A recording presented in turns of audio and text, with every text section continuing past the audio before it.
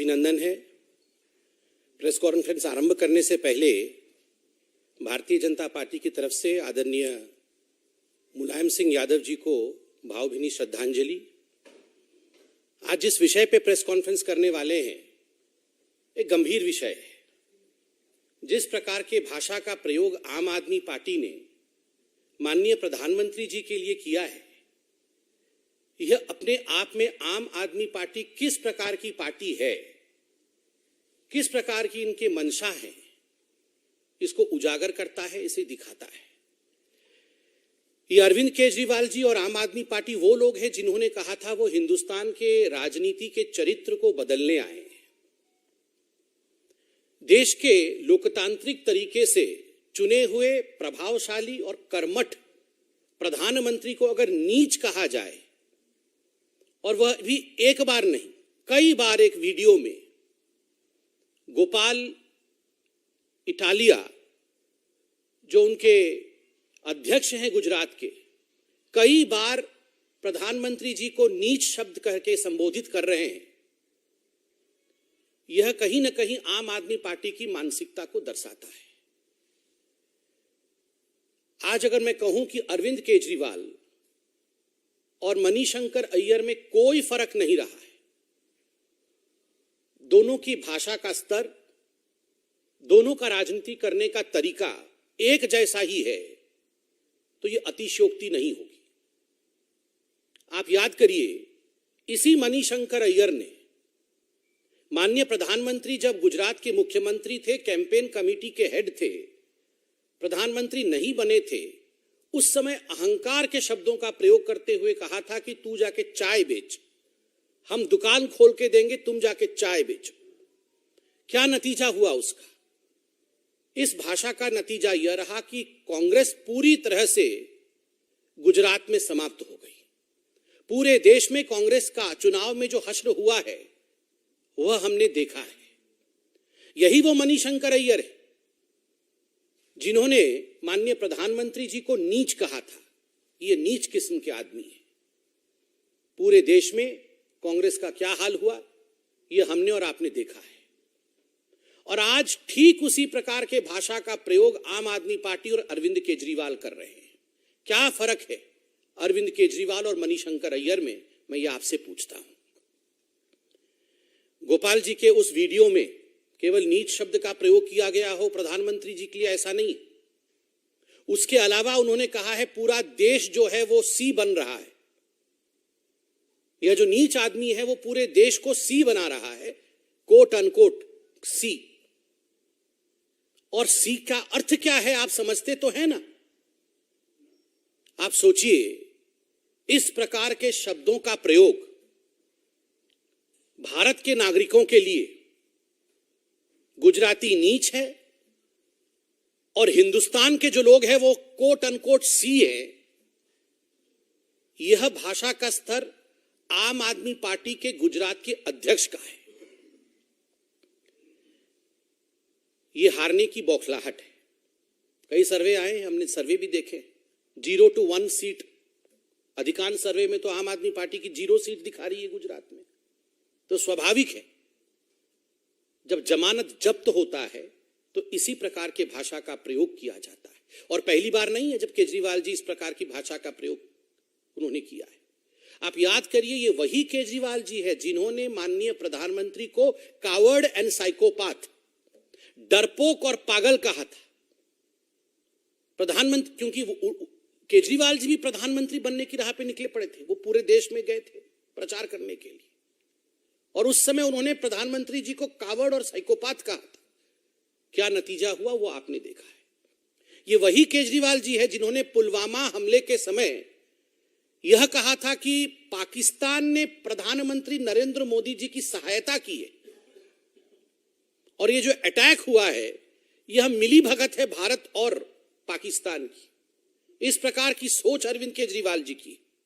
ये वही अरविंद केजरीवाल है जिन्होंने 2017 में जब गोवा और पंजाब के चुनाव थे उस समय ट्वीट करके प्रधानमंत्री को शेमलेस डिक्टेटर, बेशर्म तानाशाह, मतलब डरपोक, पागल, बेशरम, पाकिस्तान से मिला हुआ, इस प्रकार के शब्दों का प्रयोग अरविंद केजरीवाल जी ने और उनकी पार्टी ने माननीय प्रधानमंत्री जी के लिए किया है।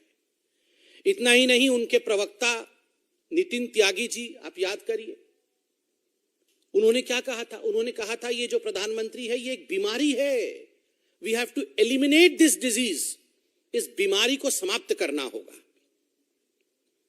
आज ये हिंदुस्तान के लिए गर्व का विषय है। प्रधानमंत्री किसी पार्टी के नहीं होते, पार्टी का तो बाद में विषय आता है। लोकतांत्रिक रूप से चुने हुए प्रधानमंत्री देश के होते हैं।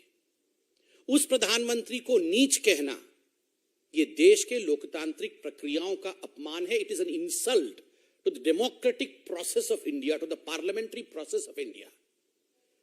कोई भी प्रधानमंत्री, कोई भी व्यक्ति नीच नहीं होता है। जन्म से वो किसी भी जाति या किसी भी धर्म का हो, कोई व्यक्ति नीच नहीं हो सकता है। एक ओबीसी प्रधानमंत्री को, जो पिछड़े वर्ग से आते, जो एक गरीब और साधारण परिवार से आते हैं, उनको बार बार नीच कहना, यह गाली किसको है? क्या आप पिछड़े वर्ग के लोगों को नीच कहना चाहते हैं? क्या एक साधारण गरीब परिवार से अगर व्यक्ति उठ करके प्रधानमंत्री बनता है लोकतांत्रिक प्रक्रिया में, तो वो नीच होता है? ये नीचता नहीं। परिश्रम करना, देश के लिए काम करना, भ्रष्टाचार समाप्त करना, 80 करोड़ जनता तक राशन पहुंचाना, 2 वैक्सीन के माध्यम से कोविड के खिलाफ लड़ाई लड़ना, ये नीचता के लक्षण नहीं है, ये अंत्योदय के लक्षण है। ये लक्षण है गरीबों के साथ खड़े होने वाले प्रधानमंत्री का। उसको आम आदमी पार्टी और अरविंद केजरीवाल जी ने नीच कहा। 2 दिन पहले गुजरातियों को कंस का औलाद बता रहे थे, और कुछ समय से हम देख रहे हैं अरविंद केजरीवाल जी खुद को भगवान बचाने से बस 1 इंच की दूरी में है। मैं तो कृष्ण हूं, मैं तो अवतारी पुरुष हूं। खुद कृष्ण, खुद अवतारी पुरुष, और बाकी गुजराती जो हैं वो कंस के औलाद। और बाकी जो गुजराती, आज अगर प्रधानमंत्री, पूरे विश्व में ग्लोबल सर्वे में 75% की उनकी रेटिंग है, 75% की रेटिंग किसी भी विश्व की नेता की नहीं है, आज प्रधानमंत्री नरेंद्र मोदी जी की है। यह गर्व का विषय हिंदुस्तान के लोकतंत्र के लिए है। यह गर्व का विषय केवल गुजरातियों के लिए नहीं, यह हिंदुस्तान के लिए। इसलिए किसी पिछड़े वर्ग के व्यक्ति को, एक गरीब गुजराती को नीच कहना, यह गुजरात का भी अपमान है, यह हिंदुस्तान का भी अपमान है, यह लोकतांत्रिक प्रक्रियाओं का अपमान है। पूरी पार्टी में, आम आदमी पार्टी में हमने देखा 2 दिन पहले हिंदू देवी देवताओं के प्रति गाली, हिंदू देवी देवताओं के प्रति टॉलरेंस नहीं है। तो स्वाभाविक है, जब भगवान तक को बख्शा नहीं जा रहा है, ये प्रधानमंत्री जी तो और नेतागण तो मनुष्य, उनको तो गाली देंगे ही ये लोग। मगर याद रखिए, ये भारतवर्ष है, यहां की जनता बहुत बुद्धिमान है। सोच समझकर कौन गरीबों के लिए काम करता है और कौन कोट अनकोट नीच इत्यादि कह करके देश का अपमान करता है, यह जानती है जनता। जनता जनार्दन जवाब देगी। कोई प्रश्न हो तो अवश्य पूछें। देखिए, ये तो बड़ा आश्चर्य का विषय है। विगत कुछ महीनों से देख रहे हैं कि बार बार अरविंद केजरीवाल जी अपने आप को भगवान कृष्ण के साथ तुलना कर रहे हैं। ये भारत की संस्कृति नहीं है। भगवान भगवान होते हैं। अपने आप को भगवान के पायदान पे खड़ा करना, अपने आप को कृष्ण कह के यह प्रोजेक्ट करना कि मैं ही चक्रधारी हूं और मैं आके यहां पर कंस की औलादों को समाप्त करूंगा। ये हिंदुस्तान की राजनीति में ऑपोजिशन के लोग कंस के औलाद होते हैं? क्या गुजरात के लोग कंस के औलाद हैं? आज अगर एक गुजराती देश का प्रधानमंत्री है तो आप उसको कंस की औलाद कहेंगे? किसको आप कंस का, और आप गुजरात के मुख्यमंत्री को कंस के औलाद कहेंगे? ये उचित भाषा है क्या? और खुद को भगवान कृष्ण बताएंगे?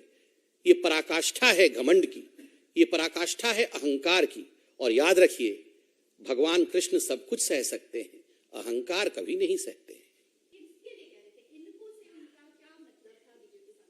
अच्छा, मैंने देखा नहीं है, वो वीडियो देखने के पश्चात मैं इस पे कमेंट अवश्य करूंगा। ये तो बताएंगे, गोपाल जी बताएंगे। देखिए, ऐसे भाषा का प्रयोग मुझे लगता है किसी को नहीं करना चाहिए। जिस प्रकार से वो बता रहे हैं, ये doesn't deserve a comment also. धन्यवाद।